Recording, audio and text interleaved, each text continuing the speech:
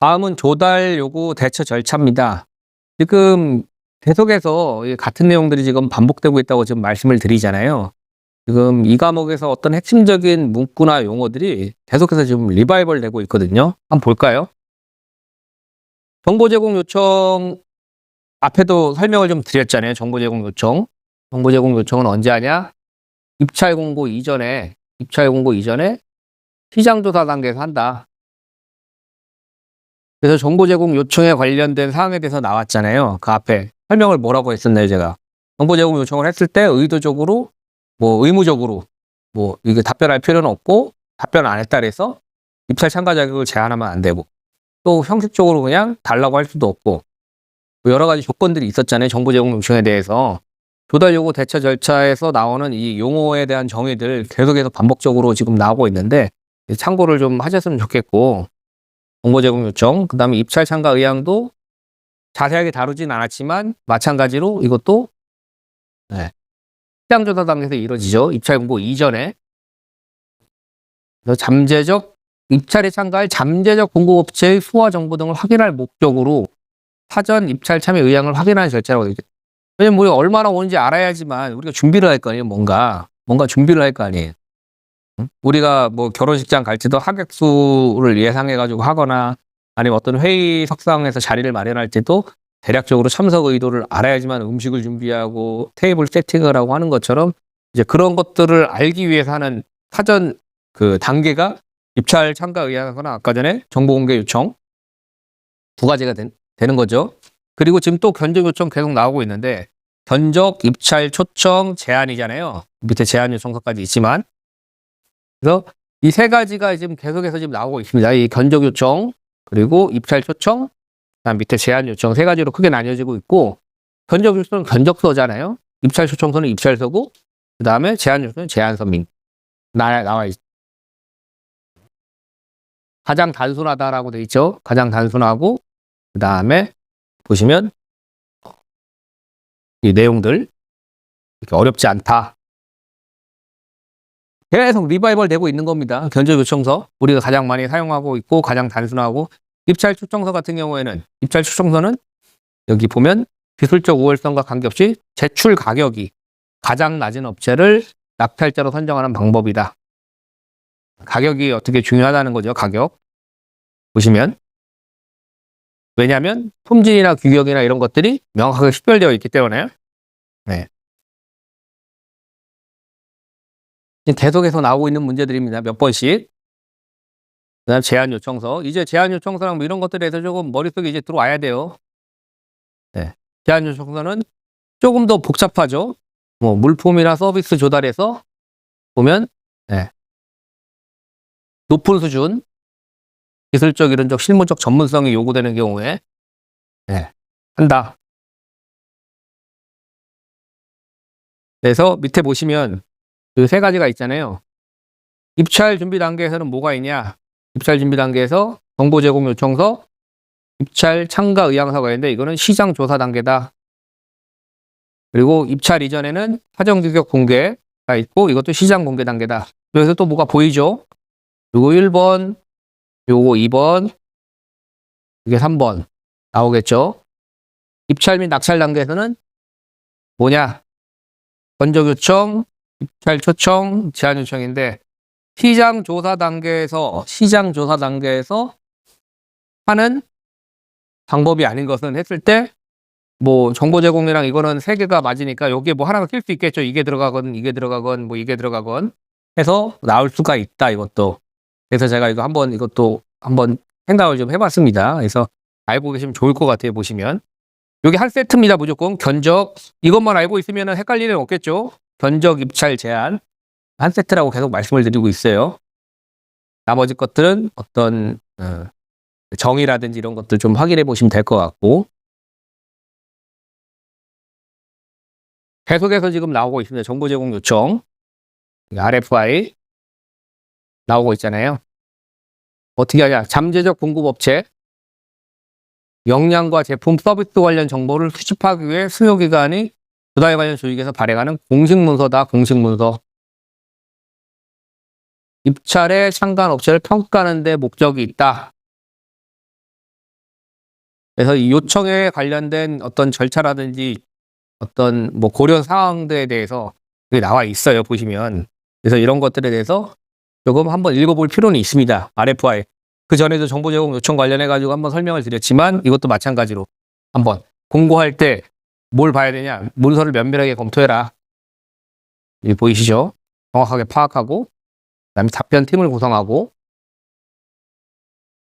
틀리죠. 주제별 전문가, 프로젝트 관리자 누구로 할 것인지 그래야지 답변이 되고 서로 간에 대화가 될 거 아니에요. 그래서 그 답변의 효과적 구성 방법을 어떻게 할 것인지에 대한 그 내용들도 알고 있으면 좋습니다. 보시면 한번 읽어보세요. 한번 읽어보시면 될 것 같습니다. 답변서를 어떻게 할 것인지. 이 답변서는 그거예요. 수요기가 이게 헷갈리시면 안 돼요. 이게 이 답변서는 공급업체에서 하는 거잖아요. 이게 공급업체. 이거 요청은 누가 하는 거예요? 수요기관이 하는 거죠. 그러니까 공급업체니까는 업체에서 어떻게 답변서를 써야 되냐 이거에 대해서 얘기를 하고 있는 겁니다. 수요기관이 아니라. 잘 보세요. 네. 그래서 이 내용이 나오는 거예요. 회사 정보에 관련된 영역이라든지 뭐 우리 회사는 이런 회사입니다라고 이제 알려주는 거예요. 너희가 수요기관에서 요청하는 그런 어떤 뭐 공산지 물품인지 용역인지 여기에 관련해 가지고 얘네들 그렇게 얘기를 하고 있지만 우리가 거기에 왜 적합한지에 대해서 설명을 하니까 설명. 우리가 가지고 있는 뭐 여기 나와 있잖아요. 계속 공급상품 여기 서비스라고 계속 나와 있는데 네, 물품 용역 공사에 대한 우리가 가지고 있는 역량에 대해서 우리가 가지고 있는 어떤 핵심 가치에 대해서 우리가 이런 사람이에요 하고 자기소개서를 쓴다고 생각하시면 될 것 같아요. 그럼 뭘 어떤 걸 하냐 기술적 역량이라든지 뭐 성능, 품질, 기능, 뭐 인증받은 거 뭐 이런 것들에 대해서 다 들어가야 된다는 거예요. 내용들이. 한번 보세요. 쭉. 응? 보시면 우리가 가지고 있는 전문성은 어떻게 되어 있는지 대외적 신인도 뭐 예를 들면 우리가 어떤 뭐 특허 상품을 개발을 해서 뭐 표창을 받았다. 뭐 과기부 장관 표창을 받든 뭐 행안부 장관 표창을 받든 누구 어떤 표창을 받았거나 또는 뭐 그게 특허로 지정이 됐거나 뭐 여러 가지 어떤 뭐 특별하게 내가 내세울 만한 뭔가가 있을 거 아니에요. 거기에 대해서 이제 얘기를 하는 겁니다. 이런 내용들이 다 그런 내용들이에요. 내용들이. 그래서 답변서의 내용이 포함될 것들이 뭐가 있는지 상식적인 수준에서 한번 쭉 읽어보시면 될 것 같습니다. 내가 왜 너희 수용기관이 하는 거기에 뽑혀야 되는지에 대해서 한번 답변서를 작성할 때 이 고려사항들이 뭔지 여기 나와 있잖아요. 여기에 대해서 한번 쭉 읽어보시면 될 것 같습니다. 여기 보시면. 그래서 뭐 응답문서 그리고 나서 아까 그 검토된 걸 가지고 초안이 작성이 되면 그걸 가지고 검토를 해야겠죠. 왜냐하면 수요기관은 이제 아무래도 공공기관이잖아요. 공공기관이니까 용어라든지 뭐 작성할 때 일관성이라든지 명확성이라든지 뭐 이런 정확성들 뭐 용어 오타나 이런 게 있는지 여부도 확인해야 되고 또 내가 이야기를 한 그런 어떤 그 재원이라 그래요. 재원값이나 이런 것들이 또 정확하게 맞는지. 왜냐면은 이걸 낸다 그래서 그 사람들 그대로 수용하는 게 아니라 한 번 더 검토를 한단 말이에요. 근데 검토를 1번부터 10번까지 하고 있는데 1번부터 틀리면 어떻게 되겠어요? 더 꼼꼼하게 보겠죠, 아주. 그래서 이런 것들을 잘 확인해야 된다. 이 정보, 이 수요기관에서 요구하는 정보에 맞춤화된 응답문서를 수요기관에서 책상을 얘기하고 있는데 계속 뭐 의자를 얘기한다거나 우리 의자 잘 만듭니다. 난 책상의 표현 자꾸 의자 잘 만든다, 장롱 잘 만든다, 뭐 엉뚱한 얘기 할 필요 없잖아요. 그러니까는 어떤 거에 맞춤화된 이런 거를 해야 된다는 거죠. 맞춤화된. 응? 우리 회사가 CCTV도 잘 만들지만, 우리 뭐 에어컨도 잘 만듭니다. CCTV도 설치하려는데 갑자기 에어컨 얘기하거나, CCTV 만드는 TV 얘기하거나, 그럴 필요 없다는 거죠. 네. 그래서 최종 확인하고 나서 검토하고 제출한다. 그래서 후속 조치 하는 거. 요 관계들, 요 RFI 요청 관련돼서 주제별로 명확성과 정확해야 된다.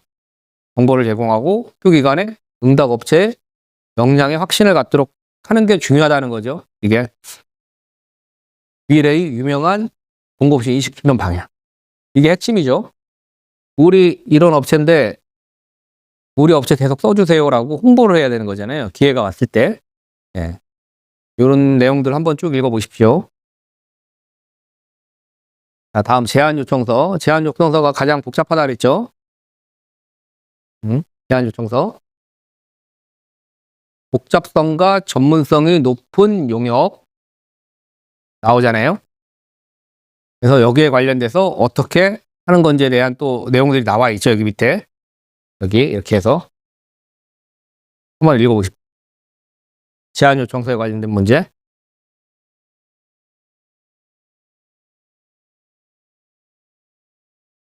그래서 제안 요청서가 오면 제안서에 작성을 해야 되는데 제안서에 작성에 관련돼서 이렇게 해야 된다. 이것도 마찬가지로 공급업체 입장에서 생각을 좀 해보는 거죠. 공급업체.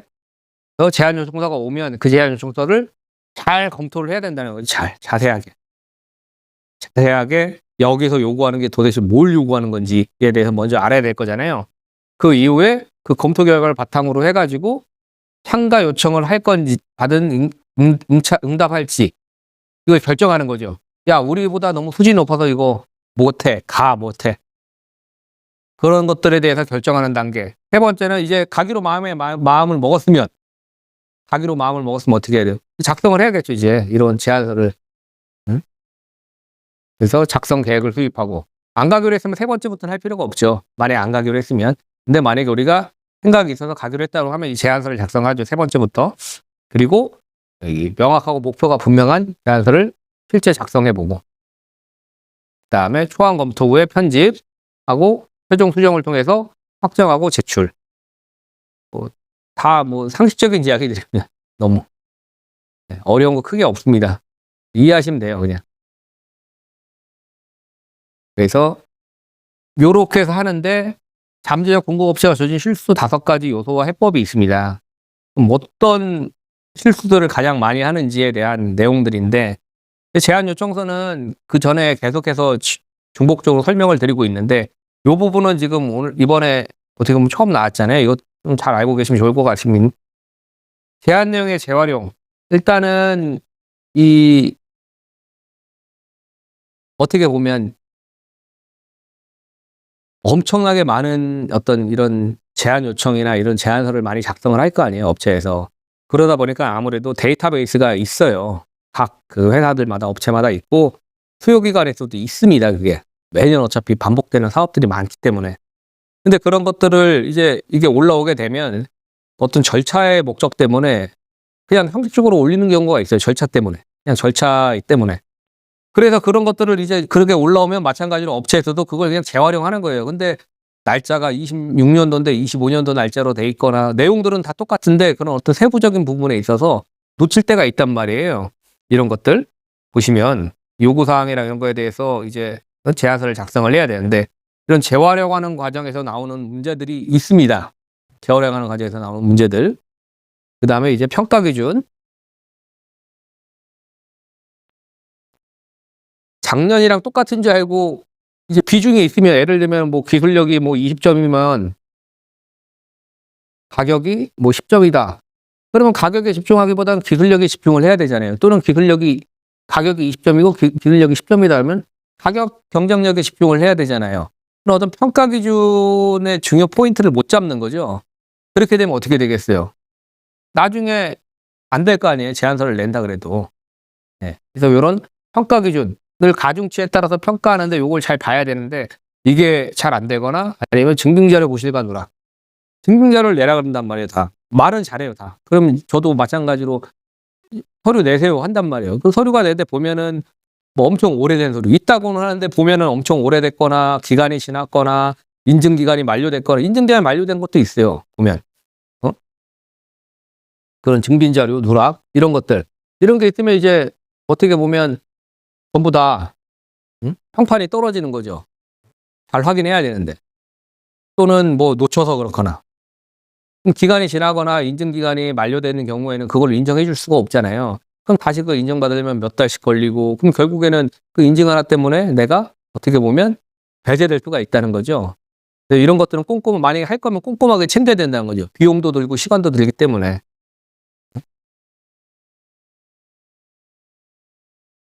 그리고 여기 불완전한 제안서 작성과 제출 지연.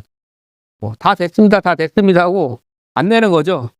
다 됐습니다. 다 완료됐습니다. 좀만 기다려주세요 했는데 그날 안 오고 이틀 날 안 오고 그러다 왜 안 내요? 그러면 지금 이제 출발했습니다. 계속 시간. 그런 업체들이랑 일을 하고 싶겠어요? 안 하고 싶겠죠. 계속 거짓말이잖아요. 거짓말 어떻게 보면. 음식 주문하면은 전화하면은 어디 했냐요? 출발했어요. 이래. 예? 그래요? 출발했다는데 한 30분 걸리고. 예? 요즘에 뭐 시대가 좋아져 가지고 뭐 이제 뭐 나오는 배달 앱 통해서 이렇게 어디 출발하고 뭐 이런 과정도 나온다고는 하는데, 이제 그런 것들 이제 배출 지연하거나 이런 것들 하면 안 되겠죠. 그리고 5번째는 과도한 제한 내용. 뭐 하나를 얘기하면 예, 걱정 마십시오. 거기까지 저희가 다 처리해 드려요. 막상 가서 보면은 손대긴 했지만 마음에 안 들고. 그런 경우가 또 많죠. 어떻게 보면. 그런 것들, 과도한 제한 내용이나 이런 것들, 증빙자료 불안, 이런 모든 것들이 있잖아요. 위에서부터 나오잖아요. 이런 것들 평가 기준 간과하고, 여기에 대해서 여러분들 리스크가 뭐가 있는지 조금 알아두실 필요가 있을 것 같아서 똑같이 이제 했습니다. 그래서 잠재적 공급업체가 효과적으로 제안서를 어떻게 작성을 해야 되냐. 그래서 이 순서 좀 대략적으로 한번 보시면 좋을 것 같습니다. 순서. 어떻게 하면 좋을 거냐. 제안서를 효과라고 할 때 포괄적으로 검토를 하고 전체적으로 이제 검토를 한다는 얘기예요. 그 다음에 연구하고, 그럼 어디에 포커스를 둘 것인지, 그 다음에 계획을 설계하고, 그 다음에 책임을 할당해야겠죠. 누가 뭐 맡고 누가 뭐 맡고 이런 것들. 그 다음에 내가 가지고 있는 어떤 뭐 자신감 있게 할 수 있는 것들이 있잖아요. 자신감 있게 할 수 있는 것들에 대해서 내가 이제 어떻게 활용을 할 것인지, 어떻게 제안할 것인지, 그런 거에 대해서 확인하는 게 중요하다는 겁니다. 보유 콘텐츠라는 게 뭐 콘텐츠 라이브러리라든지 뭐 이런 여러 가지 것들이 있잖아요. 그런 것들, 그다음에 맞춤형으로 내가 원하는 거에 대해서 하라는 거예요. 원하는 거에서.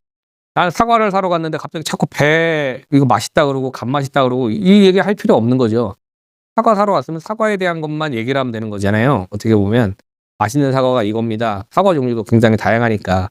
그러니까 그런 내용들, 쓸데없는 얘기 하지 말라는 거죠. 핵심 포커스만 잡고, 그리고 검토하고 재검토하고 계속해서 보는 거예요. 볼 때마다 새롭거든요. 내가 지금 작성할 때에는 완벽하게 작성된 것 같아요. 문서들이. 근데 그거 좀 잠깐 이제 넣고 밥 먹고 다시 와서 열다 보면 그때 오타가 보여. 오타가 보이고 띄어쓰기 틀린 게 보이고 용어 문구 바꾸고 싶은 게 보이고 그렇더라고요. 내가 완벽하게 해가지고 또 제출했던 문서도 나중에 사용하려고 또 빼가지고 보면 마음에 안 들어. 네, 그렇거든요. 그래서 검토 계속하는 검토. 네? 최종적으로 마지막 제출하기 전까지도 검토. 근데 이거는 내가 혼자가 계속하면 잘 안 보이더라고요. 그래서 뭐 주변 사람들이나 이런 사람 같은 팀이 만들어질 거 아니에요. 그 팀이랑 같이 한 번씩 검토해보고, 그래서 다른 사람이 한번 봐주고, 그렇게 해가지고 진행하는 게 조금 더 효과적입니다. 효과적. 네. 이 내용들 제안서 어떻게 하는 건지 한번 읽어보시고 머릿속에 좀 생각을 하셨으면 좋겠습니다. 이번에 견적요청서입니다. 견적요청서. 여기 계속해서 동일해서 나오고 있죠. 견적요청서. RFQ.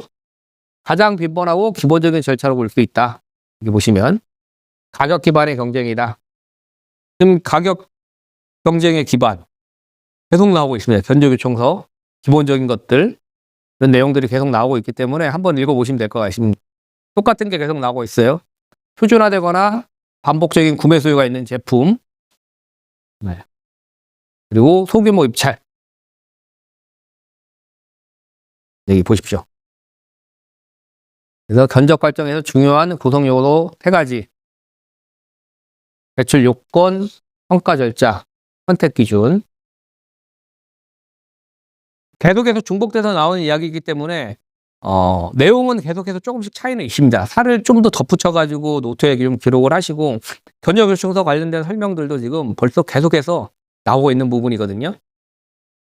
이 부분에서 기존에 설명 안 됐던 부분에 대한 내용이 앞에서 나오면 그거를 조금 더 덧붙여가지고 계속 살을 좀 채워나갔으면 좋겠어요. 이렇게. 이것들 보시고 견적서 이해되시죠? 다음 사정 규격 공개 분석. 여기 보시면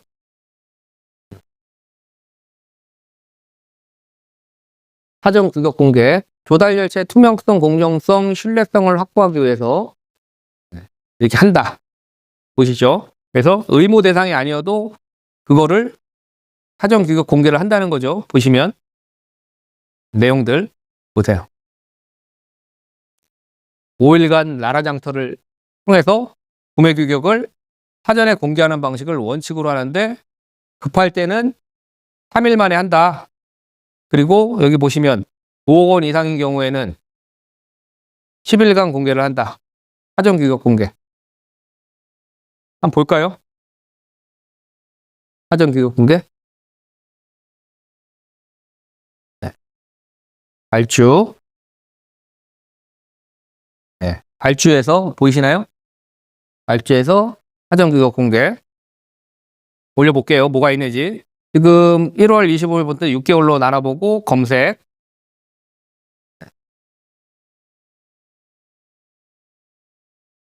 돌아가고 있습니다. 계속 제가 말로 설명하는 것도 중요한데 한번 보시는 게 더 중요해요. 여기 들어가서 사전교육 공개 뭐가 있는지 한번 볼게요. 조달청에서 올렸고 교육개발원 보죠. 공공기관. 자, 공공에 어디 봐요. 서울지방조달청가 한번 볼까요, 이거? 뮤지컬. 네. 보시면 이렇게 올라와 있죠. 일반 영역이다. 그 다음에 공공기관은 서울지방조달청이고 뭐하냐. K뮤지컬 국제마켓 행사 운영 대행 영역. 이거 이제 뭐 조만간에 하나 봐요. 그러니까 올라와 있겠죠. 이렇게. 볼까요? 뭐가 있는지? 제안 요청서.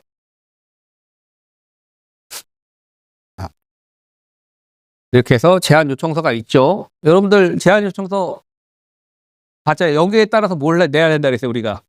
공공업체에서는. 제안서를 내야 된다 그랬잖아요. 제안 요청서 어떻게 제안 요청이 들어왔는지 한번 볼까요? 쭉 읽어볼까요? 자, 여기 전화번호가 있고 그 다음에 사업 개요가 나와 있죠. 그래서 이렇게 되어 있고 6월 달에 행사가 있네요. 보니까 행사가 있어요. 행사가 있고 그 다음에 행사 목적, 장소, 대상, 그 다음에 주요 내용이랑 이렇게 나와 있잖아요. 프로그램도 이렇게 구성이 되어 있네요. 이런 것만 잘 보면은 어떤 행사들이 있는지도 알 수가 있겠죠. 이렇게 되어 있네요. 여기. 그럼 여기에 맞춰서 내가 할 수 있는 거에 대해서 이제 제안서를 작성을 해야 된다는 거죠. 사전교육 공개가 이렇게 나와 있잖아요. 응?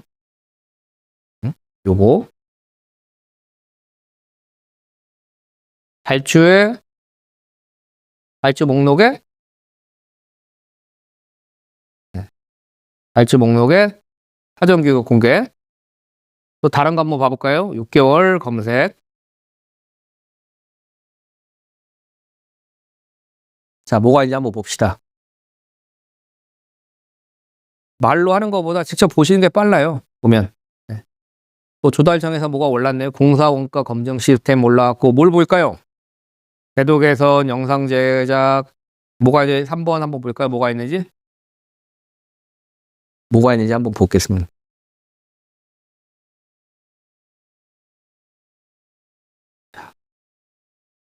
자, 오염시설 계측 보자. 단체 해상보험 뭐가 좋을까요? 수자원공사 거 한번 볼까요? 수자원공사? 수자원공사 거? 어이구. 수자원공사 거. 너무 커졌네요. 네. 자, 수자원공사 것도 이렇게 대략적으로 나와 있죠. 대청댐 상류에 오염 저감 시설 뭐 만드나 봐요. 그래서 이렇게 올라와 있네요. 여기 보시면. 근데 수자원공사는 뭐라 그랬어요? 보시면. 수자원공사 그때 자체 무슨 시스템이 있다 그랬잖아요. 그러니까 나라 장터에 떴지만 자체 여기 들어가서도 봐야 되나 봐요. 수자원 워러로 들어가서. 네. 워러로 들어가서 다시 봐야 되나 봐요. 이렇게. 네. 수자원공사는 다운이 안 돼 있어서 일단은 안 되네요. 그래서 뭐 개별적인 어떤 조달 시스템을 가지고 있는 경우에는 그쪽에 들어가서 이제 확인을 해야 된다는 거죠. 이렇게. 어떻게 보면 어려운 거 없죠? 한번 보니까 어때요? 이해가 쉽게 되시죠? 이게 말로 계속 하는 것보다 한번 이렇게 쳐다보는 게 훨씬 나을 수도 있습니다. 다음 미공개 시행 사유 4가지. 그래서 미공개를 해도 되는데 이 사유가 4가지가 있습니다. 이것도 알아야겠죠? 이거 중요하죠, 이것도. 그래서 긴급으로 할 때, 그리고 비밀로 할 때, 그리고 추정 가격이 5천만 원 미만일 때, 그리고 연도에 1회 이상 한번 한 적이 있을 때 사전 규격을 이해되시죠? 이렇게 이 추정 가격이라 되죠. 추정 가격. 추정 가격이 뭐라 했어? 순수 사업비라 했잖아요. 순수 사업비. 여기 부가세가 없는 순수 사업비예요. 부가세가 없는 거. 부가세가 붙으면 돈이 더 많아지겠죠? 금액이 더 커지잖아요. 부가세를 제외한 추정 가격이 5천만 원 미만인 물품 또는 용역. 그러면은 기초 가격이 5천만 원이 넘을 수도 있겠죠? 그렇잖아요. 5천만 원 미만이니까 실제 4,999만 원까지는 되는데 추정 가격. 그럼 여기에 부가세가 10% 붙으면 얼마예요? 499만 원 붙잖아요. 예를 들면 그러면 5,300만 원이 넘어가잖아요. 5,400만 원 가까이 되잖아요. 그럼 그게 이제 기초 가격이 되잖아요. 기초 금액. 기초 금액. 그래서 이렇게 머릿속에 생각을 좀 하셔야 됩니다. 대략적으로 이렇구나. 미공개 사유 4가지가 있는데 긴급하거나 비밀로 하거나 추정 가격이 5천만 원. 추정 가격. 네, 추정 가격. 그 다음에 해당 연도에 1회 이상. 여기. 근데 다만 조달청은 여기 보시면 포함하고 있다. 조달청이 좀 더 깐깐하죠. 네. 공공 조달 실행 절차의 투명성과 공정성 제고를 위해 사전 공개 내용에 포함한다. 조달청이 좀 깐깐합니다. 조달청이 깐깐하다 그랬잖아요. 조달청. 그래서 조달청은 이렇게 하고 있다. 알고 계시면 될 것 같습니다. 자, 다음. 자, 용역이죠. 용역 서비스 입찰 집행 절차도입니다. 그래서 한번 읽어보시면 될 것 같아요. 이게 사전 규격 공개를 하고 그 다음에 입찰 공고문을 올리고 그리고 나서 이 입찰 참가 등록은 어차피 뭐 업체에서 하겠죠. 공고업체에서 하고 공고업체에서 입찰서 제출하고 이게 지금 다 섞여 있어가지고 헷갈리는데 이 사전 규격 공개랑 입찰 공고는 누가 해요? 수기관이 하죠. 발주기관. 입찰 참가 등록은 누가 해요? 업체가 공고업체가 하는 겁니다. 근데 두 개가 섞여 있어서 헷갈릴 수가 있는데 입찰서 제출도 공고업체에서 하는 거예요. 입찰 진행은 또 수요기관에서 하는 거겠죠? 낙찰서 등록도 수요기관에서 하는 거잖아요. 그래서 두 개가 이제 섞여 있어서 여러분들 하실 때 수요기관과 그 다음에 공급업체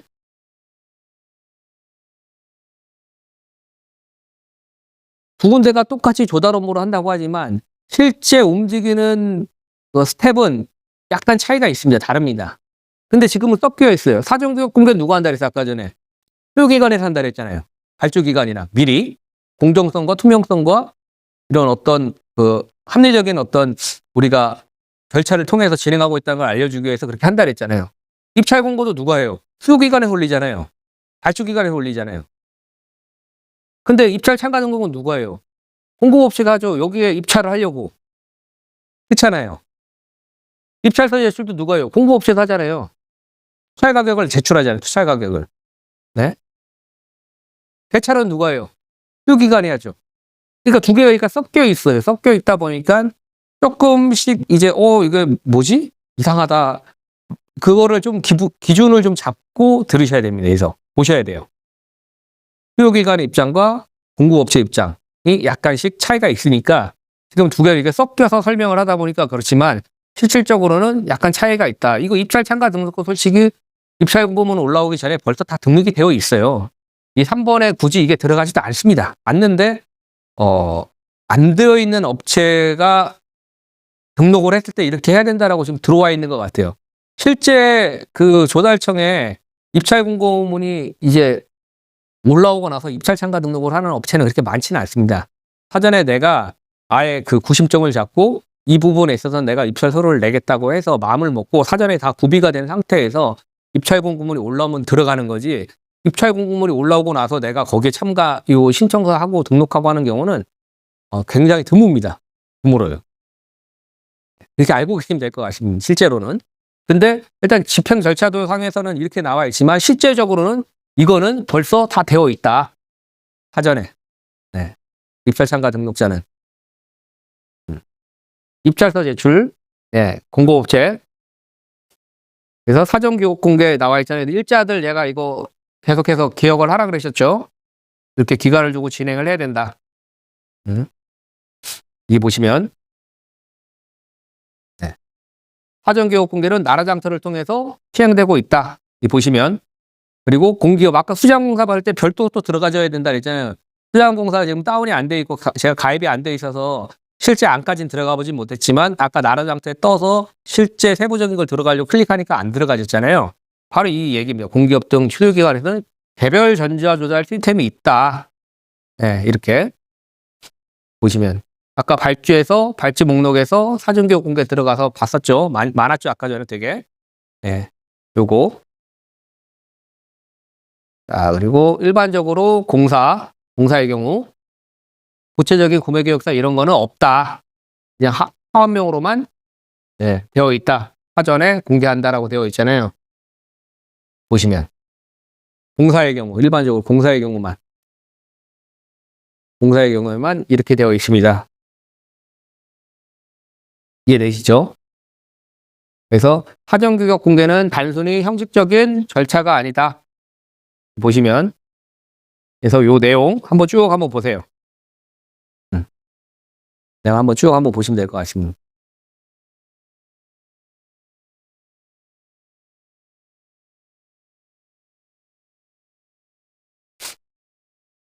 자, 입찰 공고문 분석. 입찰 공고문을 실제 보시면 거기에 분석하는 내용들이 있습니다. 다 포함이 되어 있어요. 보시면 스몰 한경이라고 되어 있잖아요. 그래서 이거를 어떻게 보면 실제 입찰 공고문을 보면서 하는 게 제일 좋은데 일단은 항목들에 대해서만 먼저 한번 쭉 한번 읽어보세요. 이거 어떻게 되어 있는지 명시를 어떻게 뭐가 되어 있고 한번 볼까요? 입찰 공고문 볼게요.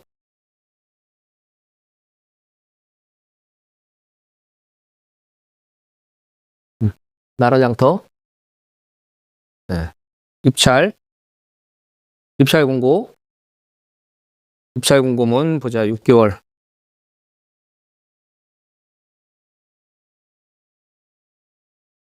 실제 보면서 하는 게 제일 빠를 것 같음. 아, 입찰 이게 업무 한번 볼까요? 업무 공사를 보죠. 공사라 해서 네. 공사 딱 하나 있네요. 여기 보수공사 하나 나오네요. 여기 보시면 공고 일반이라 해서 이게 나오잖아요. 보시면 이렇게 여기 보면 공고 종류는 뭔지 나오죠. 그 다음에 공고 번호 나오고 공고명 국토 21호선 예산권역 포장도 보수공사라고 긴급으로 올랐네. 긴급으로 올랐죠.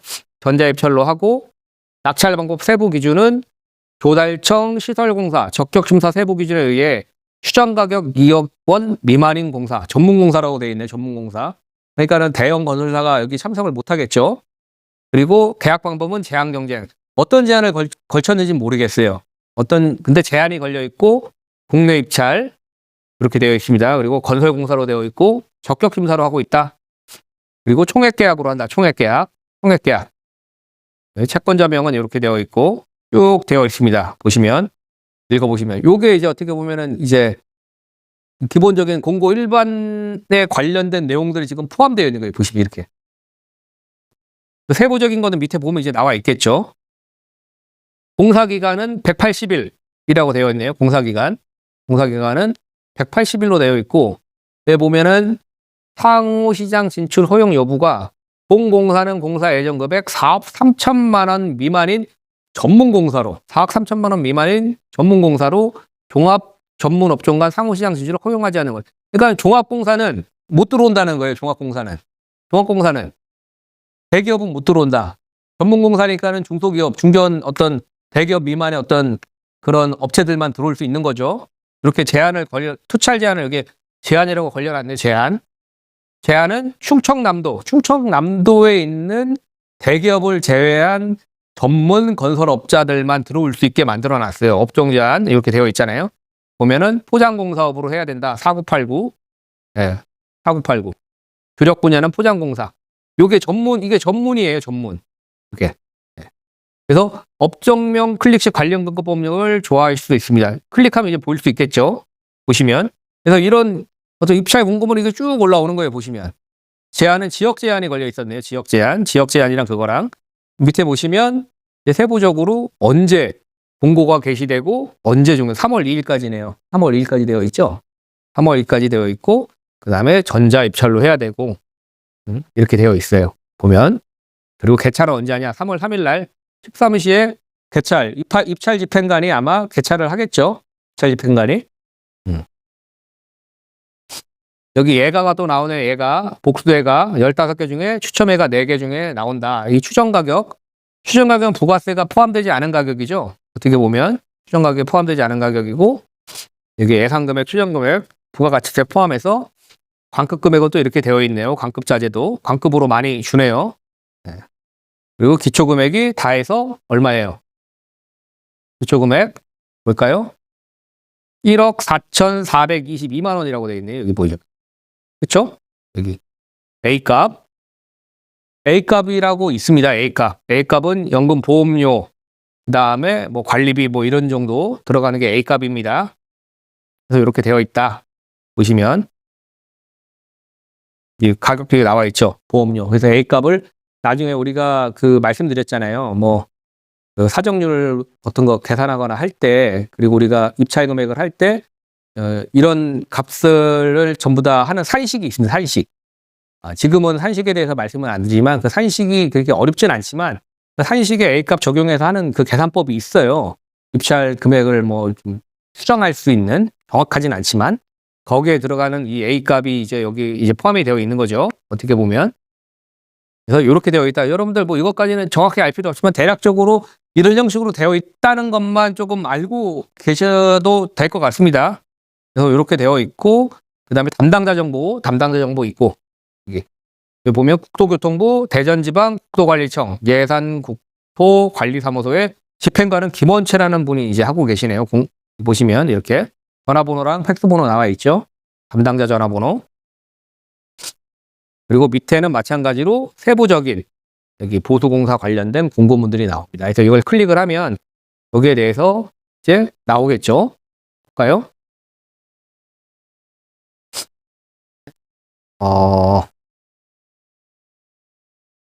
그래서 이렇게 공사 입찰 설명서라고 해서 나옵니다. 이렇게 세부적으로 들어가서. 그래서 내가 여기서 요구하는 게 뭐가 있는지 한번 보는 거죠. 입찰 설명서니까 이걸 잘 봐야겠죠. 보시면 입찰에 참가하는 자는 다음에 입찰 설명서를 구성하는 뭐 반드시 열람하고 숙지해야 한다.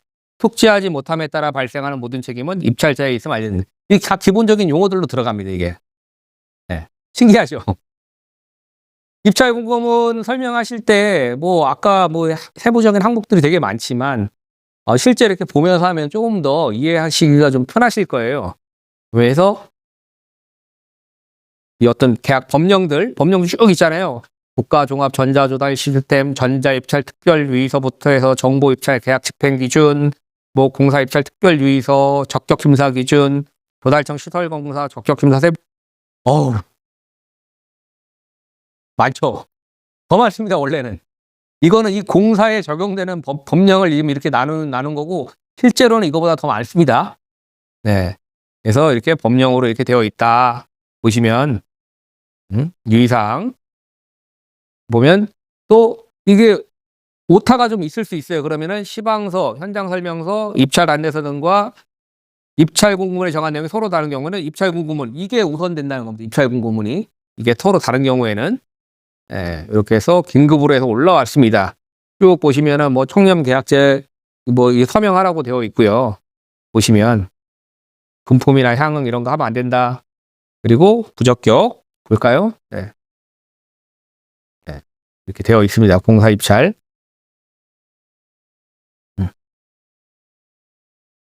한번 쭉 읽어보겠습니다.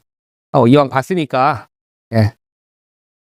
그래서 의무 준수해야 되고 그 다음에 공사 개요 이렇게 나와 있죠. 6개월 안에 공사를 해야 된다. 도로 포장 보수공사고 보십시오. 이렇게 추정 금액 요 정도 됩니다. 추정 금액, 추정 가격 이렇게 보이시죠?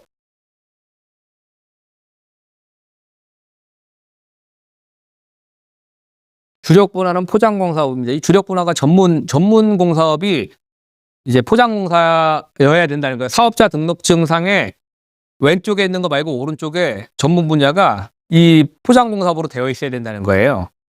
네. 보시면 전문공사라고 계속해서 강조하고 있죠. 그리고 단기공사고, 그다음에 유지보도공사고, 이 내용들이 계속해서 이렇게 나와 있습니다. 세부적인 개찰 실시랑 이런 것들, 입찰 집행관 PC라고 되어 있죠. 네. 지역 제한, 충청남도 총액 입찰이고, 공동으로 하는 거는 허용하지 않는다. 네. 그래서 이런 세부 사항들이 이렇게 입찰 참가 자격에 이렇게 나와 있잖아요. 입찰 참가 자격. 이 입찰 참가 자격을 잘 보지 않고 지원하면 어떻게 된다? 탈락되겠죠, 당연히. 그래서 이런 입찰 참가 자격이 뭔지 잘 봐야 됩니다. 내 사업자 등록상에 포장공사업으로 되어 있다 하더라도 주력 분야가 포장공사업으로 안 돼 있으면 또 지원을 못 해요. 응? 요거에. 그래서 이런 포장공사업으로 반드시 있는 전문 건설업자로 되어 있어야 된다는 걸 의미하는 겁니다. 그리고 입찰 참가 능력 환자여야 되고 이렇게 해서 쭉 나옵니다. 예, 내용들이 보시면 입찰 보증금 보면 입찰서 제출로 가름한다. 이게 입찰 보증금 따로 안 내고 그냥 이걸로 가름하겠다는 거죠. 보시면 납부하계약 포함되어 있다. 그리고 입찰 보증금 여기 있잖아요. 100분의 5 이상. 100분의 5라 그랬잖아요. 100분의 5 공사. 네. 입찰의 무효랑 뭐 이런 것들이 내용이 나와 있습니다. 네. 플러스 마이너스 2%. 플러스 마이너스 2%라고 되어 있네요. 플러스 마이너스 2%고 지방 같은 경우에는 플러스 마이너스 3%라고 그랬잖아요. 근데 여기는 플러스 마이너스 2% 범위 내에서 되니까 15개 복수 예비 가격을 작성하여 투자에 선택된 4개 번호에 해당하는 예비 가격의 산술 평균 가격으로 하는 예정 가격으로 하겠다는 거예요. 예정 가격. 이거를 맞추는 게 어렵다는 거죠. 여기에. 낙찰을 잘 받는 사람들은 이거를 기가 막히게 어떻게 보면은 운칠기삼이라 그러잖아요. 운으로 어떻게 맞춰가지고 하시는 분들이 많은데 로또랑 그때 상관관계에 대해서 말씀드렸죠. 굉장히 어렵다. 알 수가 없다. 전혀. 예. 전혀 알 수가 없다. 그래서 그나마 아까 A값부터 해서 좀 좁혀나갈 뿐이에요. 그냥 좁혀나갈 뿐이에요. 정확하게 그 금액을 맞출 수가 없습니다. 예. 좁혀나갈 뿐이지. 또 이렇게 하고 있다. 그럼 낙찰자 결정은 어떻게 하냐? 종합평점이 95점 이상인 자, 도달청 시설공사 적격심사 세부 기준에 따라 좀 까다롭게 보내요. 되게 85점이 아니라 95점 이상이네요. 엄청 까다롭죠? 까다롭게 보는 겁니다. 응? 적격심사 프로그램으로 확인하고 있으니까 이렇게 해가지고 어떤 내용들이 다 세부적으로 나와 있습니다. 이거를 다 알고 있어야 됩니다. 알고 있어야 돼. 알고 있으면 알고 있어야 돼요. 여기 나와 있죠? 비율. 네. 여하튼 나중에 이거 보실 일이 더 많으실 거예요, 아마. 예? 보실 일들이 훨씬 더 많으실 겁니다. 보실 일들이. 좀 간단하게 일단 설명드린다고 이렇게 뭐 입찰 공고문 관련돼 가지고 잠깐 넘어가서 설명을 좀 드렸는데 저런 내용들의 어떤 세부 규칙들이 많습니다. 되게 다양하고 되게 많아요. 그래서 이런 분석이나 이런 것들을 일일이 이렇게 막 뭐 낱개를 명시하고 이런 거를 내가 외우는 것도 물론 중요한데 더 중요한 거는 이해를 하시는 게 중요합니다. 이해. 왜 올라오는 건지. 올라오게 되면은 그 정보를 주기 위한 내용들이 뭐가 들어가야 되는 건지 거기에 대해서 이해를 하는 게 중요해요. 이해. 암기하려고 그러면 안 헤어집니다. 잘. 말이 어려워서. 맞아요. 이해를 하셔야 돼요. 이해를. 자꾸 보고 이해를 하고. 이해되시나요? 이해하셨으면 좋겠습니다. 자, 입찰 설명회라고 있는데, 네. 입찰 설명회 정의는 뭐냐? 입찰 설명회 종류는 입찰 공고 후에 해당 입찰에서 요구하는 제안 요청 등과 관련해 사전에 특별히 대면에 설명하고 안내해야 할 중요한 내용이 있거나 공사 등의 경우에 공사가 진행될 현장에서 상세하게 설명하기 위한 목적으로 시행하는 거. 입찰 설명회 또는 현장 설명회라고 많이 합니다. 저도 현장 설명회 많이 해봤거든요. 이걸 해야 돼요. 근데 하다 보니까 이걸 안 하고 그냥 문서상으로만 하면 나중에 문제가 되더라고요. 그래서 가급적이면 공사나 뭐 이런 게 있으면 이 입찰 설명회를 해야 되더라고요. 현장 설명회를. 응? 이걸 해야 돼요. 해야 돼. 이걸 안 하면 나중에 문제될 가능성이 좀 있더라고요. 항상 보면. 그래서 이런 어떤 입찰 설명회라든지 이런 것들은 어떤 특별한 게 있을 때 현장에서 하는 거다라고 알고 계시면 되고, 입찰 공고에 7일 이내에 한다고 하면, 여기 보시면 왜 이렇게 하냐? 입찰 참가를 희망하는 잠재적 공급업체. 누가 올지 모르니까 잠재적이라고 계속 말하고 있잖아요. 잠재적 공급업체가 이 공고문이라든지 구매 사양, 과업 내용, 설계서의 내용을 읽고 이해한 뒤 필요한 의견을 정리할 수 있는 최소한의 시간이 필요하기 때문에 잠재적 공급업체가 필요한 의견을 정리할 시간이 필요하다는 겁니다. 현장 설명회가 중요합니다. 제가 볼 때는 현장 설명회 중요해요. 이거를 하고 안 하고에 따라서 이 어떤 그 조달의 성패 여부도 결정될 정도로 굉장히 중요합니다. 제가 하다 보니까 그래요. 특히 공사 같은 경우는 더더욱이나 더 필요하고, 나머지 것들도 가급적이면 하는 게 좋다라는 거죠. 안 하는 것보다. 이 현장 설명회. 그래서 여기 보시면 현장 설명회 이게 나와 있잖아요. 이게 일반적으로 개회사, 참석자 소개, 요구사항의 발표, 이렇게 안 합니다. 실질적으로는 질의응답, 기술적 측면 발표하고, 응답하고, 이렇게까지 안 해요. 그냥 현장에 참석하면 모여가지고, 그냥 우리가 요구하는 거 그냥 얘기하고, 이거 해줄 수 있냐, 없냐 얘기하고, 업체에서 그냥 궁금한 거 얘기하고 끝나요. 이렇게까지는 안 하는데, 이거는 우리 그냥 일반적인 표준 절차를 그냥 얘기한 것 같은데, 이렇게 외워야겠죠, 시험 볼 때는. 근데 실질적으로는 이렇게까지는 안 합니다. 개회사하고, 내빈 소개하고 이런 거 안 합니다.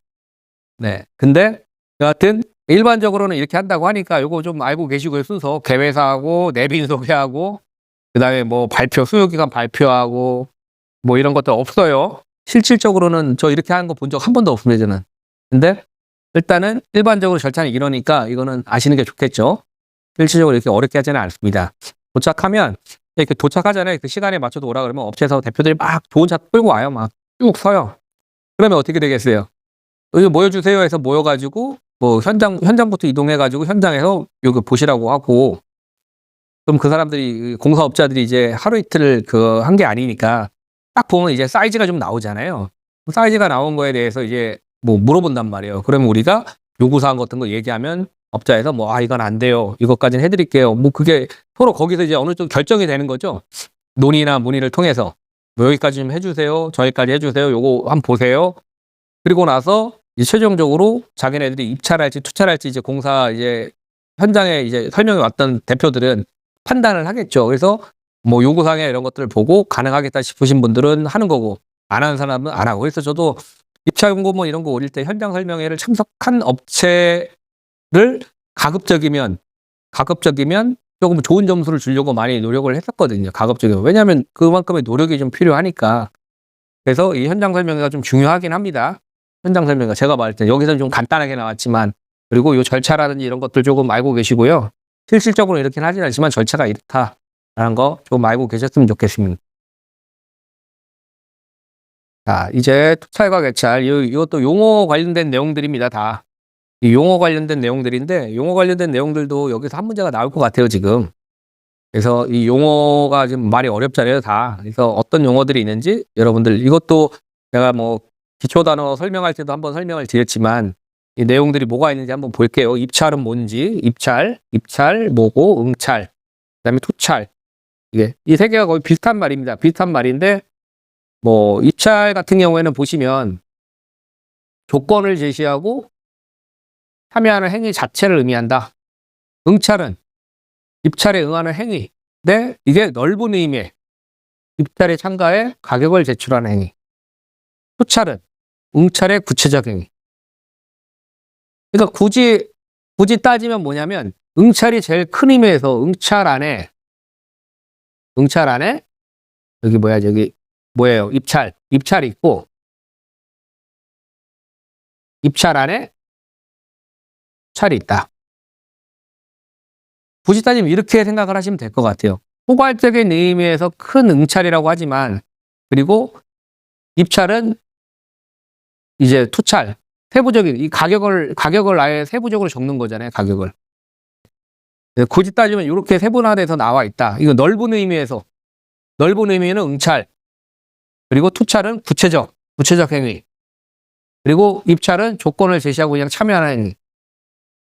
비슷비슷한 용어들입니다. 다 비슷비슷한 용어들. 하지만 같지는 않다. 응찰과 투찰이 그럼 같냐? 같지 않고 그냥 약간 비슷하다. 이건 넓은 거고 좁은 거니까 굳이 따지면 차이는 있죠. 투찰이랑. 이해되나요? 그래서 이렇게 좀 알고 계셨으면 좋겠습니다. 여기에 보시면 가격을 제출하는 행위, 가격.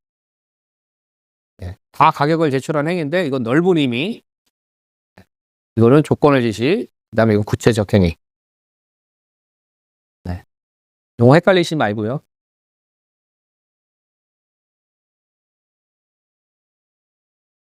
그리고 개찰은 이제 여는 걸 의미하는 거죠. 개찰.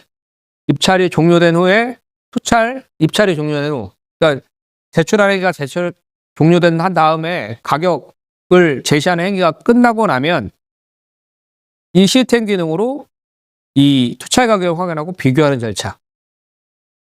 개찰을 하면 가격이 쭉 나와요. 이렇게 뭐 A, B, C, D 이렇게 나오잖아요. 그럼 가격이 얼마 썼는지 쭉 나와요.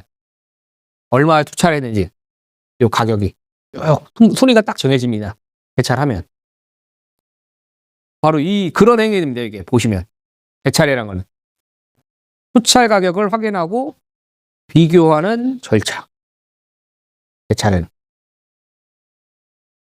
여는 거예요. 이제 입찰서를 전자로, 우리가 전자 입찰이라 그러잖아요. 전자 입찰서를 전자로 이렇게 보내면 그거를 이렇게 잘 가지고 있다가 프로그램에서 가지고 있다가 개찰하면 오픈되는 겁니다. 이게. 그러니까 굳이 따지면 우리가 투표용지에 도장 찍어서 집어넣잖아요. 투표할 때 투표함에다가 집어넣고 나면 어떻게 해요? 이제 뭐 투표 시간이 종료가 되면 거기에 봉인지 붙여가지고 일반적으로 오프라인으로 할 때는 봉인지 붙여서 일정 장소에 모여서 여러 사람들이 모인 가운데서 CCTV나 이런 거 다 카메라랑 갖다 놓고 거기서 개봉해서 부어가지고 세잖아요. 이렇게 일일이 다. 그렇죠? 이게 바로 개찰이 바로 그 투표 용지를 이제 개봉해가지고 확인한 그런 절차라고 보시면 됩니다.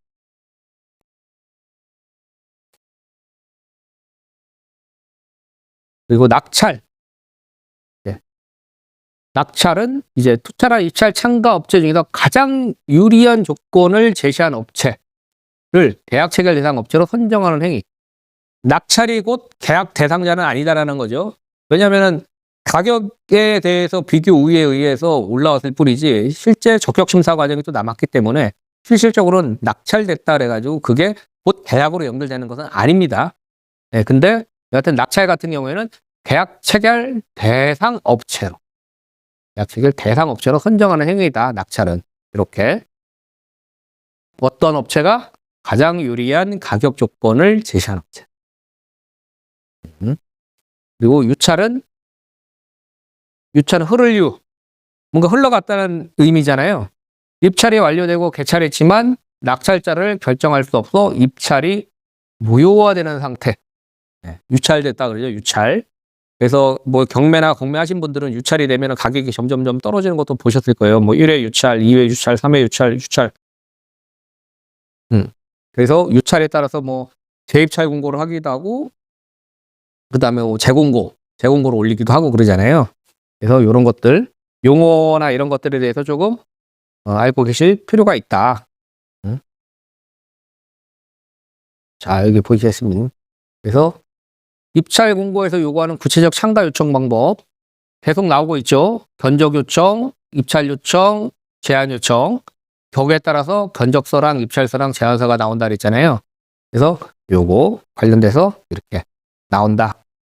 이것도 한 번씩 읽어보셨으면 좋겠습니다.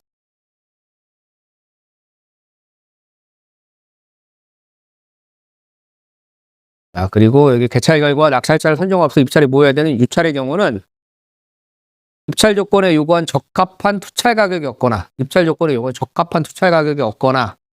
수차열 업체 자체가 없어 입찰이 성립되지 못하는 경우에 발생한다고 되어 있잖아요.